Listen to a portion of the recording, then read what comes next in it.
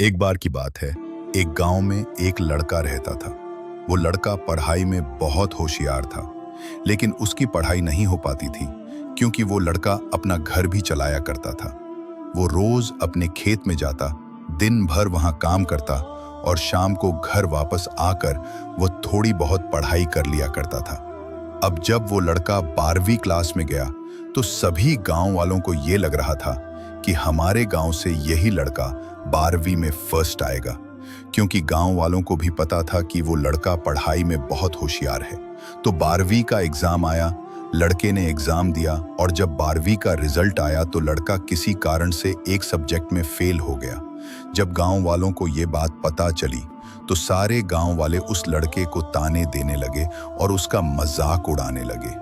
वो जब भी अपने घर से खेत की तरफ जाता तो उस रास्ते पर उसे जितने लोग मिलते वो सब उसे ताने देते रहते। अब वो लड़का लोगों के ताने सुनकर बहुत परेशान हो जाता है और ये बात वो अपने उस्ताद को बताता है कि उस्ताद जी, मैं जब भी अपने घर से खेत की तरफ जाता हूँ तो उस रास्ते पर जितने लोग मुझे मिलते हैं सब मेरा मजाक उड़ाते हैं।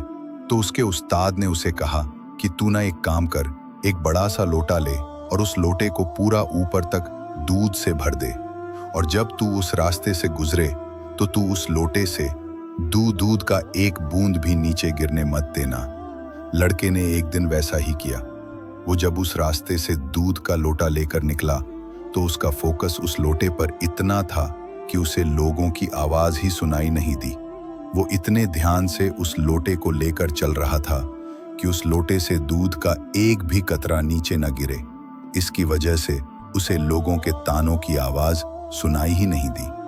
तो इस कहानी से हमें यह सीख मिलती है कि अपने काम में इतना ढल जाओ, इतना फोकस अपने काम पर लगा दो